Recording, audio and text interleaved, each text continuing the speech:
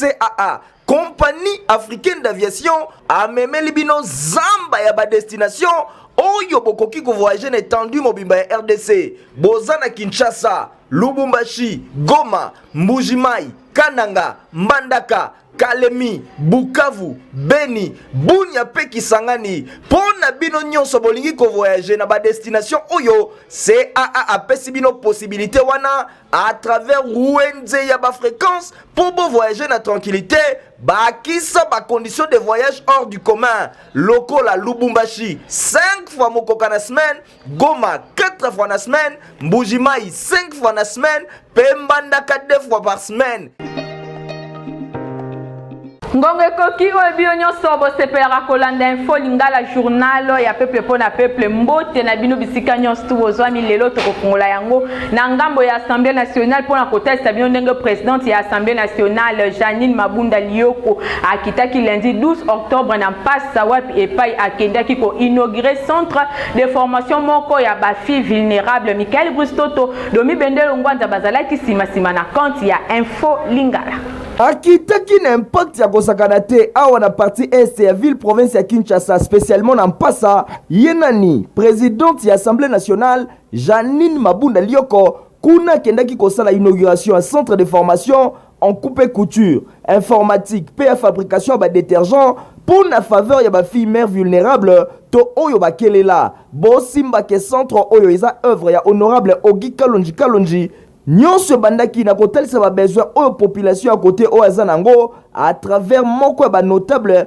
oyo atalisaki yango boyebaki yango ezalaki mingi na oyo etali banzela oyo tonda bazelo difficulté ya mituka po ekota kozanga mai courant pe wenze ya malonga pe chômage surtout ya ba jeune na sima na ye koyoka bosenga na bango présidente ya Assemblée nationale Janine Mabunda Lioko abandaki liboso ko expliquer na population mission principale ya député national oyo eza ya ko voter ba loi pe ko contrôler gouvernement kasi alaki bango que akokomisa bosenga na bango acquis des droits pour la solution moko possible selon makoki ya gouvernement. Janine Mabunda Lioko asukisaki kosenga na population bazala bomoko pe na bolingo ya mboka alobaki na bango ke bikolo nyonso eza égal liboso ya mobeko na tour na ye honorable Ogi Kalonji ye asaluaki na kombo ya fondation na ye disponibilité speaker ya Assemblée nationale pe alakisaki vision na ye pour na kopesa ba filles vulnérables bomo ya malonga boyeba que Janine Mabunda Lioko azalaka toujours na vision moko ya éducation ya malonga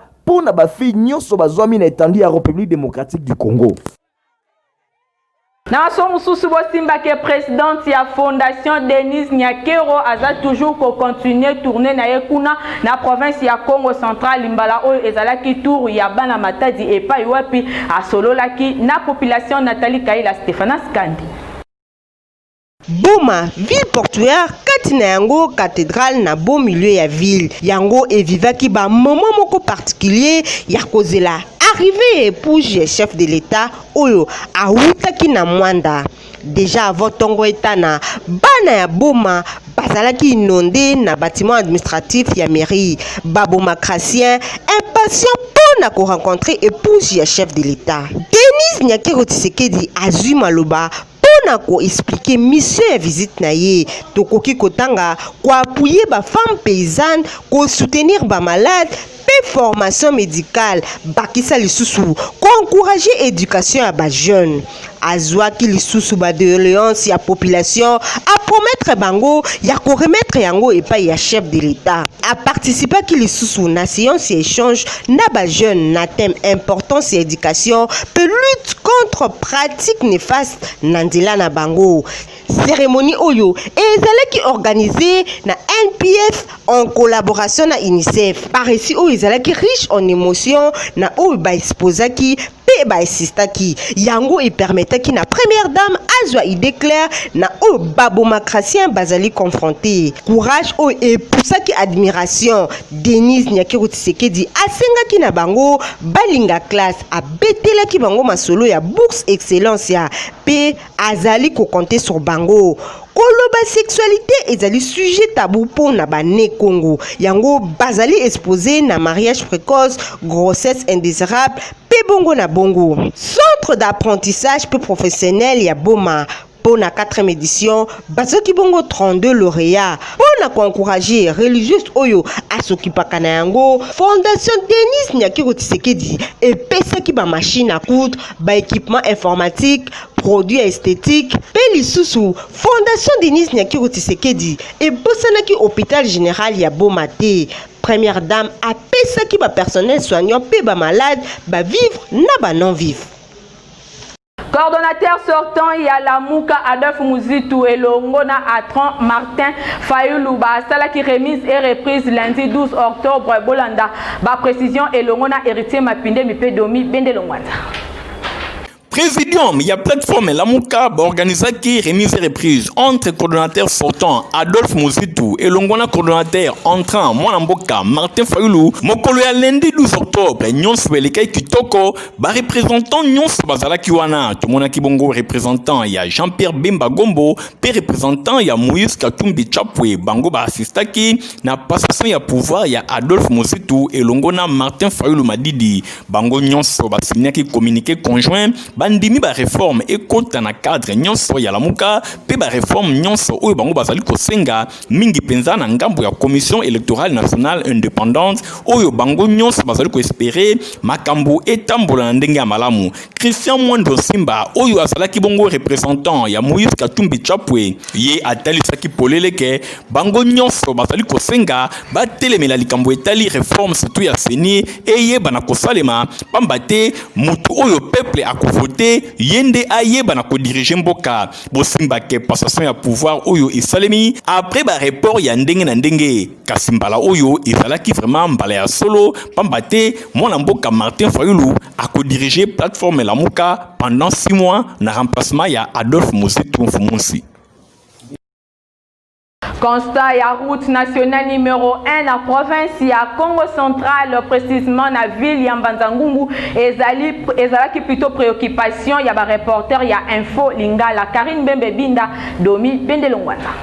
3 érosions mokoka nde eza koluka kokata route nationale numéro 1 oyo ebanda na ville province ya Kinshasa tina province ya Congo central. Ba érosion oyo eza précisément na niveau ya Mbanza-Ngungu. En tout cas soki ba autorité bazui solution na lombango te pona ba érosion oyo ekozala vraiment milelo na milelo na yango ba députés nationaux ba ressortissants ya territoire oyo parmi bango tomoni kuna honorable Jacques Lungwana likambo oyo e préoccupaki ye makasi nde akitaki ye moko komona na misu ba érosion oyo ndenge ezali kosala ba érosion oyo eza na montagne d'Ilombele mitu nango nyonso etali route nationale numéro 1 mususu eza na descente ya Kitemoko kobanga eza makasi po soki mvula ya makasi enoki awa ekokabwana e ya mabe eza que ba route de secours na niveau oyo ezalaka te.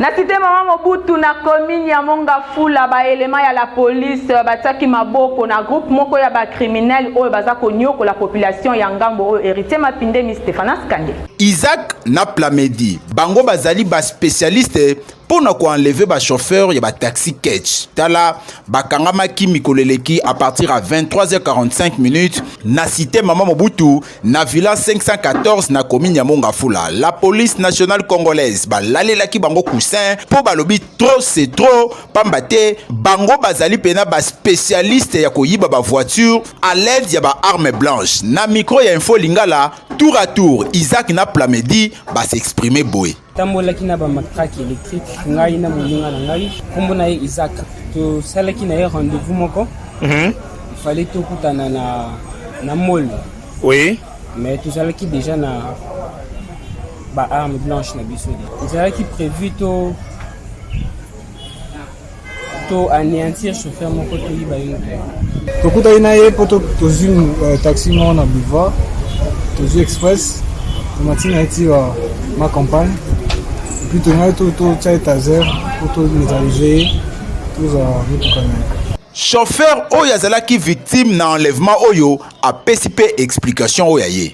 Comme bazwenga nazoya nauti moli nazoya boulevard na feu rouge na telemi lié aye pa na ngai taxi na boyina na anga mi mabami kete na taxi ben si c'était mema biso na ma campagne na bi na limna kuna te kasi na tele eza ba 18h20 et bon ça vaut pas $20 aller retour au tête pour 15 et comme na magasin il y a d'ici $20 pesi na yo na $5 ya ba 1000 fois na zungisi les 10 000 bandi ko ke to comme na inga na hotel Okapi ya bilanga balusa mutuka na banoso na telefone na jeune fille na balusa mutuka na senti pongi. Coup de chapeau na la police nationale congolaise na musala kitoko basali esengeli toujours kokangaka batu ya boye pour que taux ya criminalité na ville province ya Kinshasa et babongo na ko diminuer. Donc et ko servir leçon na baye oyo nyonso bazali ko sala musala oyo Isaac na Plamedi bazali ko sala bo sala keba pambate ngonga na bino pe ezali. Na maso mususu bosimba ke agence de voyage Smart Consulting a sali méga promo ya assistance visa na $500 américains ya pamba basale libino ba démarche ya voyage au bokokene na bamboka nyos tu Michael Bristoto commentaire. Qui a dit que qu'on voyager à l'étranger, il faut que quand ça la jeune peut prière dit Botal lelo batu ba baboli ba niati pe ba tafuni masolo ba voyage bango yeyo agence de voyage Smart Consulting mfumo mukubwa pe koko di koko na masolo oyo l'expérimenté depuis 2016 na terrain a meme libido méga promo cadeau après confinement assistance visa pour na ba destination nyoso o voyager bisika nyoso na monde na $500 ya pamba oyoki $500 ya pamba mbongo ya nyampuldi okei étranger ezala pona ba faire soins médicaux topé tourisme méga promo yango yoye nyonso na $500 ya pamba. $500 on peut voyager partout dans le monde. Et bongo pona bino bolingi kotanga na étranger na Biélorussie na Chypre to na Tunisie awa na Smart Consulting bazana ba bourse wenze ya kosakana te bakosalela bino nyonso na tango moke kaka za wenda veut dire okeiko. Je dis merci na Smart musala kitoko emona na mishu et en plus na dire à mokie vous êtes déjà satisfait. Donc musala ya malamu je dis à tout le monde où azo ka référence pour ma assistance visa bah ya adresse déjà une seule adresse na Smart vous n'aurez jamais déçu. Très satisfait. Oui, ya solo wa musala ezali na Smart Consulting na kosenga na bao nyonso bayebi ngai bao nyonso bayeli Fabrice Boyokande mpona kovoyager na sécurité et bohésite te boya na Smart Consulting ngai oyo mambo nyonso eza déjà fait. Merci Smart Consulting. Smart Consulting poto na facilité. Mona kobanda sikoyo Smart Consulting na avenue Niangwe numéro 269 en diagonale na Kin Marché à quelques mètres na Saneuf kasi na Niangwe wana na commune ya Lingwala. Smart Consulting basungaka bana mboka boete Pobino pardon, vous êtes trop amoureux du pays. Hey!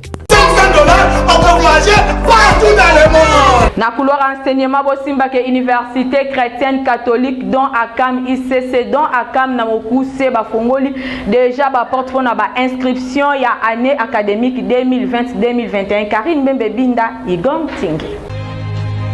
Moi na Congo institution ya mpifo oyo bozela zela na ba RDC oyo eye université chrétienne catholique dont Akam UCC dont Akam na mokuse et fongoli ba inscription pour l'année académique 2020-2021 bondi melanga que awa na UCC dont Akam bana babimaka bongo ekuba pe lenda pour UCC dont Akam bango des leaders de la pédagogie de la réussite awa bokokuta 2 vacations jour et soir avec na pointe ma faculté oyo sciences informatiques, faculté de sciences de la santé, faculté de droit, faculté économie et gestion, faculté de sciences de l'information et de la communication, des facultés de sciences sociales, administratives et politiques. na UCC don akam basala eza kitoko, environnement information kitoko, bibliothèque bien fournie na balivre mpona barecherche kitoko, bakisa mobange na salle informatique elenda pe ya kitoko.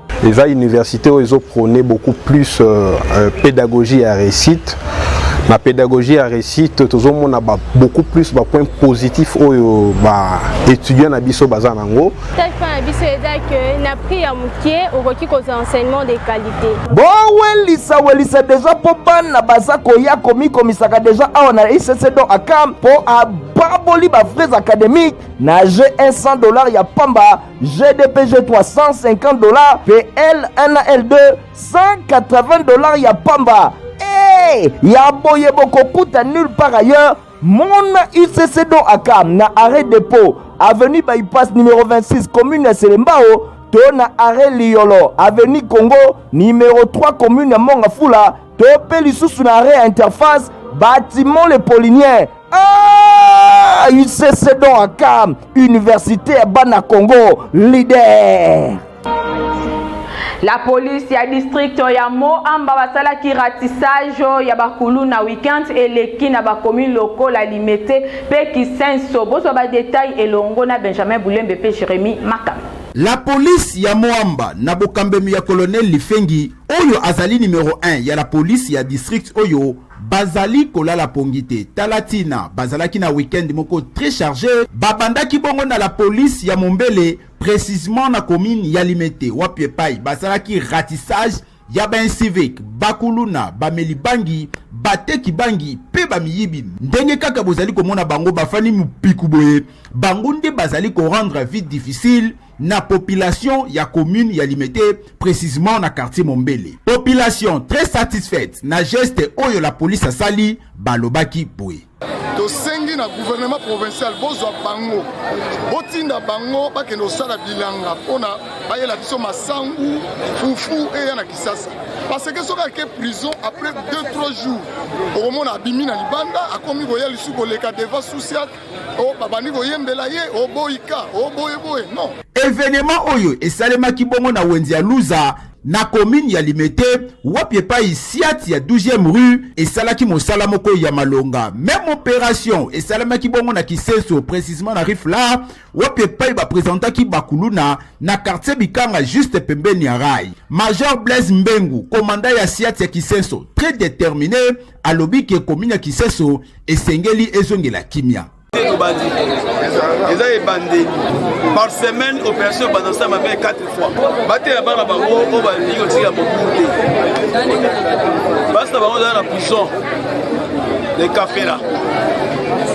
Donc c'est fini la récréation. Le système est wana.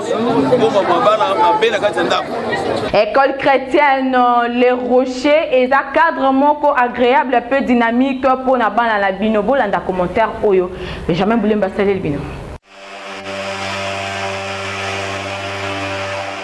Papa, mama, plus question ya kokende kotengisa mwana na yo na mikili ya poto parce que au reva yango pe mingi tuna ngai nini école ya mikili ya poto esi elibino awa na Kinshasa école chrétienne Les Rochers cadre agréable pour la formation de base ya bana na bino école chrétienne Les Rochers bazali na 3 sections crèche Kobanana bana ya 9 mois qui nous 2 ans, cycle maternel de 3 ans à 5 ans, puis cycle primaire ou ezali éducation de base de 6 ans à 13 ans. Bana awa baza kotanga lokola kaka na mikili ya poto na basal nombre ezali très limité. Pas plus de 20 élèves na salle. Moi na nyoso azali na ordinateur na ye liboso yomoko tala basal ezana ba caméra de surveillance pour na ko sécuriser bana kolia ya bana na moya récréation ezali assuré awa lokola école chrétienne Les Rochers bazali na système ya éducation internationale yango ba enseignant ebele baza ko uta mikili ya poto pona kotangisa awa bacours ya informatique pratique na théorie ezali ya ofele bibliothèque pe ezali o ezali affilié na bibliothèque ya institut français chaque année bana baza na ba bourse tala bazalaka kutu na ba voyage culturel na bango pour na ko faire visiter bana ba activité ya ndenge na ndenge neti parascolaire et salamaka awa oyo na ba école mususu et salamaka te bazali musika te na 10e rue industrielle na commune ya Limité numéro 22C to benga bango na ba numéro oyo oza na yo mobimba. Merci Fondation Les Rochers na offre au PC ba para Kinshasa bana batana ba condition ya malonga inscription ezanango ya ofele, je dis bien ya ofele. École Chrétienne Les Rochers, cadre idéal pour la bana base de formation ya malonga kidini. École Chrétienne Le Rocher eza école moko oizo pesa formation ya haute qualité. Tozo accompagner vision en chef de l'État. Frère Nabiso eza à la portée de tout le monde.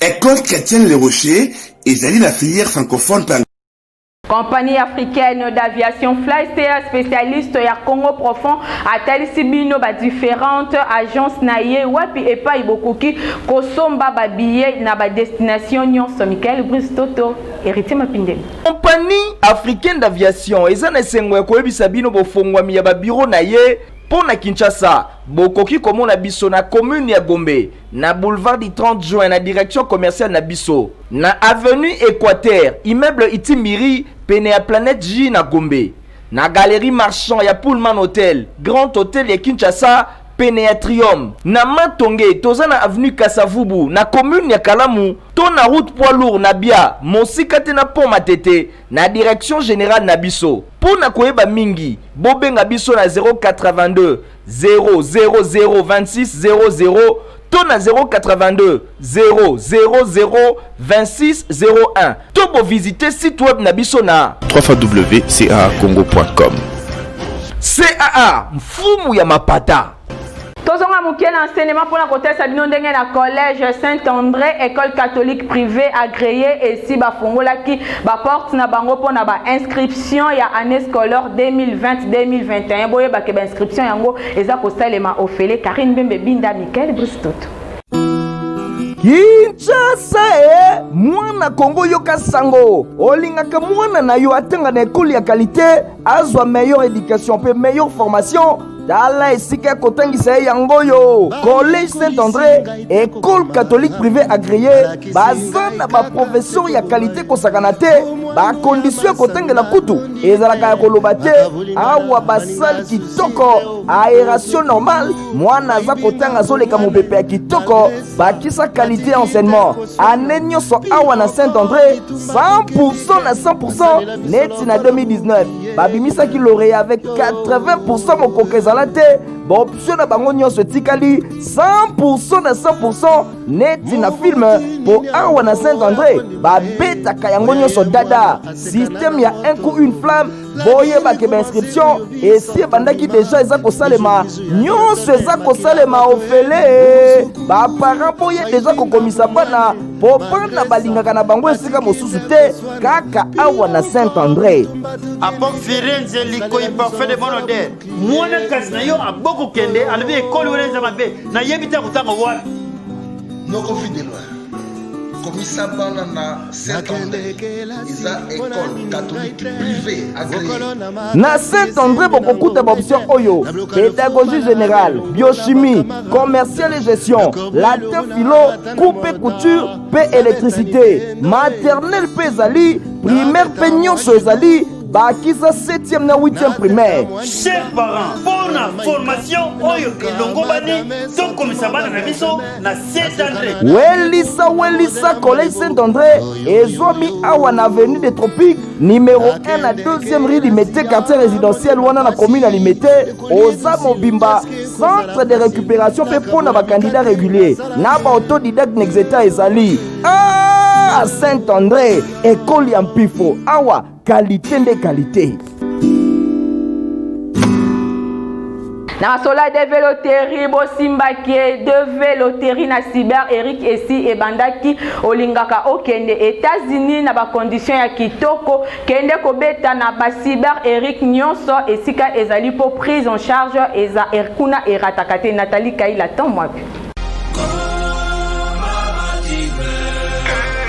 Ndeko ya Kongo yoka loseba ebeti ye yambala oyo eza ya korate te boto nanga nini GDV loterie édition 2022 mundele esi akongoli masolo 17 octobre au 10 novembre 2020 kasi toyebisaki bino ke bisika nyonso eza ya kobeta te mpo okoya kosimba moto pamba awa na RDC esika babetaka baganyaka mpe bakendaka ya solosolo eza kaka na cyber café Eric oyo efandisa professionnalisme mpe crédibilité na ndenge ya nyama grâce ya leadership mpe management ya patron nango le jeune lion le cordon Eric Mwamba bakiselaka ye mosungi ya bakongolais difficulté ya passeport oza na makoki te ya kobeta develoterie na yo biso tosala yo prise en charge bandeko mpe baza libanda ya Kinshasa bocontacte nga directement na numéro na biso wana na WhatsApp na koorienter bino ndenge nini bokoki kobeta develoterie même de loin eza possible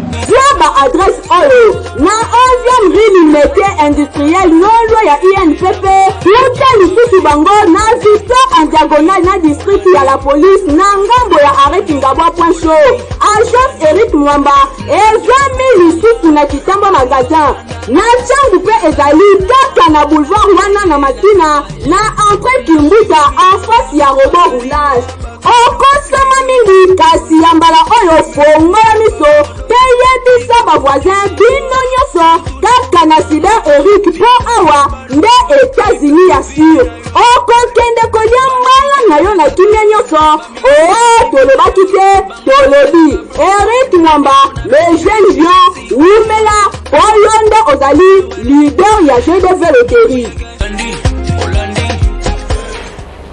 Na Institut facultaire de développement IFAD dans Mokuse bango pe baza koko base koko bana ba inscription pour la année académique 2020-2021 Stéphane Skande Michael Busto to salel bino commentaire.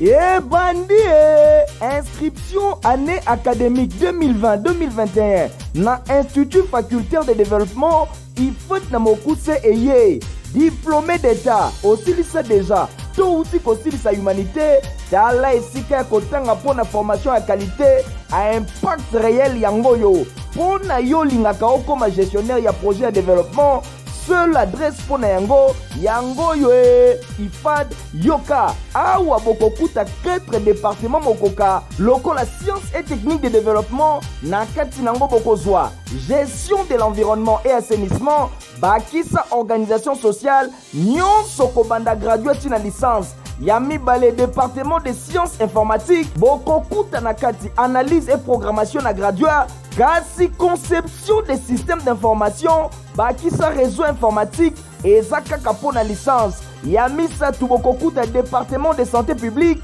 awa bokozwa sciences infirmières santé publique bakisa gestion et administration des services de santé esilite bokokuta lisusu département des sciences de l'information et des communications des organisations awa bokozwa journalisme avec mobange na studio ya mokwake na pointe mpona bapratique ya ndenge nyonso bokozwa mpe lisusu communication des organisations yoka na IFAD institution ya mpifo aorganizaka chaque année bavisite guidée na basite ya minene ya République démocratique du Congo nyonso mpona koconcilie théorie na pratique oyo bana bazwaka boyeba mpe bosimbaka na IFAD soki osilisi formation na yo yebaki okobima na clé na maboko veut dire okozala non seulement capable ya kosala misala nyonso kasi okozala capable ya kocréer entreprise na yo moko elinga ye na IFAD bakondition ya kotangela eza kitoko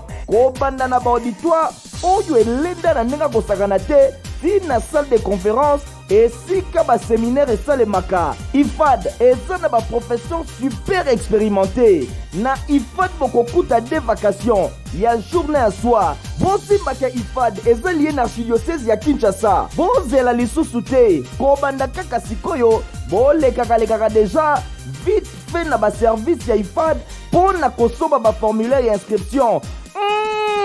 IFAD yoboya tika pardon mfumu.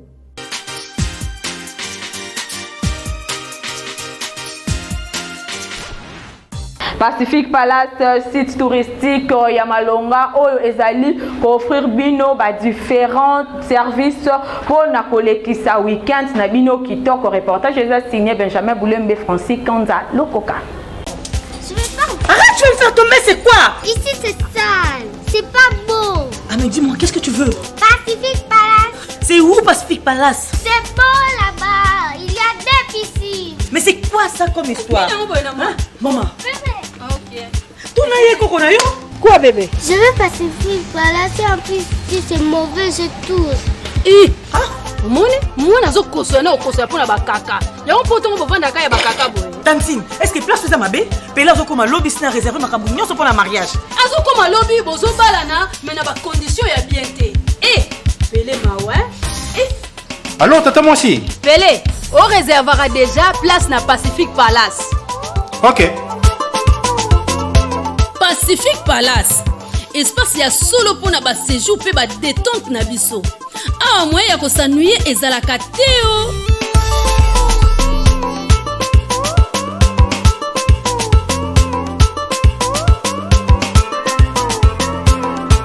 Nabana baza ko se retrouver na baje ya ndenge na ndenge.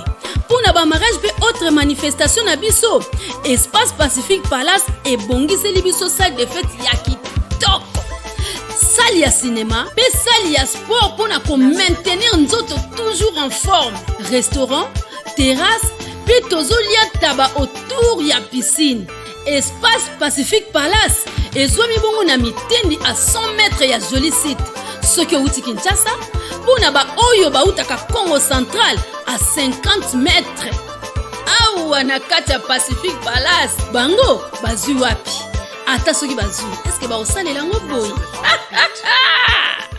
Mouleza toujours kosalema kitoko kuna na mokali à travers misala ya malonga oyo Safricas eza kosalela bino. Michael Bristoto, Micholenga kunga Tom Mwabe. Expérience pe savoir faire na bango ezalaka lisusu ya koloba te pe ya kolakisa kutu te po baza kobeta pe kopapola bulo neti na filme na système ya machine madakadaka ndenge bokoki komona baingénieur bavandiseli yango mayele bana changu baza kokonstate ndenge saut de mouton oyo ya mokali eza koavancer na vitesse incroyable ya Android. Bino moko bo remarqué déjà na likolo na plateau nyonso esili kitoko batie déjà goudron veut dire ba asphalté déjà séparateur evandi kitoko ba glissier kutu koloba te po esi etiama na tongo et bongo ba rampe to partie montante o etali marché à liberté wana pe boulot et beta minute na film nyonso eza déjà asphalté kitoko séparateur evandi kitoko na mwatango moke kaka parti à rampe oyo etala aéroport eza kosila nyonso e bongo na se engaye pona kopesa déjà elengi na population balongoli parti ya tol na se ya plateau to pe na passerelle batu bakoki koleka pe kokatisa ngambo na ngambo ndenge bokoki komona kitoko. En tout cas ndenge tozoloba boye ata eloko moko te ekoki kokanga esengo ya population oyo apandi tekene esengo yoka. En tout cas va to sepeli bato ebele babande koloba lobo fati beto akani makambo bato mito embouteillage boye na boye beto moni vasco fati beto asaleli biso nde musala tomoni siko point yango ebandi kokende na kosila ezo facilité biso. En tout cas bana tiangu to sepeli neloko papa asali ekende vraiment liboso asaleli biso eloko ya bien esali arme na point sila biso na tiangu ebisika mongo ya bien facilité biso mpona kokatisa ata na mituka. En tout cas to sepeli na fati beton na musalo asaleli sepeli nango na makasi. Merci na mpona na likaisasi ya osalela biso boye mpo bambuteyage koto moyen eza te moyen okalisa kuta eza te me na ndenge asala eloko to tosepeli nango makasi tosepeli nango makasi so mama tooteka na paskala donc moyen okacha na biloko boye eza te me kwa batie boye tooleka ngo donc tobanda oleka na biso na kimia mituka mpe ezoleka na kimia mbutayage ezala lisu te donc moyen te kaka kitoko makasi donc topesi Safricas longo na makasi na ndenge asali awasala mosala kitoko tosepeli nango makasi fort ida biso yayo facilité biso na eloko boye wana mposa esila peut faciliter pe bandeko mosusu na nzela ya lekana po ndenge ezala ya kote ope bambuteyage ya ikilikili baakside osalama likolo ya kokangama ya modele tomoni boye tosepeli fort mpona bambuteyage ezosila ya nde basali mpenza ida malamu so basiliseli biso yango boye tosepela makasi tofelisite meme na président topesa mpe na merci Tango tolobaki que Safricas nzambe ya génie civil spécialiste ya saut de mouton bokanisaki tokosaki bilembo lelo elobi matondo aksanti na tata mokonzi ya ekolo Wayambo. Le président de la République Félix Antoine Tshisekedi affectueusement appelé na lulendo nyonso na peuple congolais Fachi Béton. Tozana communiqué écologique moko awa na table na biso bolanda lecture nango à travers Karine Bembebinda. Famille Tusevo Widan Tete bazana mawa ya koyebisa bandeko baninga pe bayebani na bango liwa ya ndeko pe papa na bango na kombo ya Emmanuel Tusevo Luciama oyo ayebanaki mingi na kombo ya mwana veya ye akufaki le 9 octobre 2020 na sima ya bokono ya tango mokuse.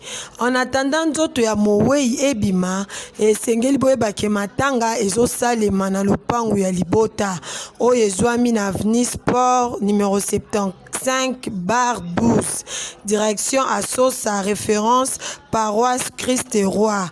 Tika ete sango eye ekomela moto nyonso ayebaki papa Emmanuel Tusevo alias mwana veya. Na communiqué nécrologique OND Pestinga nzela na boucler journal ya peuple pona peuple merci mingi na Francis Kanza lokoka oyo azalaki na sima ya caméra édition et simama ki na Benjamin Boulembe journal ezalaki monté et pas ya Fabrice Lundombi journal ezaka toujours supervisé et pas ya héritier Mapinde Mbandeko botika na bala ngana bino tokutani mokolo ya samedi. Au revoir. Fly CAA Compagnie africaine d'aviation amemeli bino zamba ya ba destination oyo bokoki ko voyager na étendue mobimba ya RDC bozana Kinshasa, Lubumbashi, Goma, Mbujimai, Kananga, Mbandaka, Kalemi, Bukavu, Beni, Bunia pe Kisangani. Pona bino nyonso bolingi ko voyager na ba destination oyo CAA apesi bino possibilité wana à travers Rouenze ya ba fréquence pour bo voyager na tranquillité. Bakisa ba condition de voyage hors du commun. Loko la Lubumbashi 5 fois mokoka na semaine, Goma 4 fois na semaine, Mbujimai 5 fois na semaine, Pembandaka 2 fois par semaine.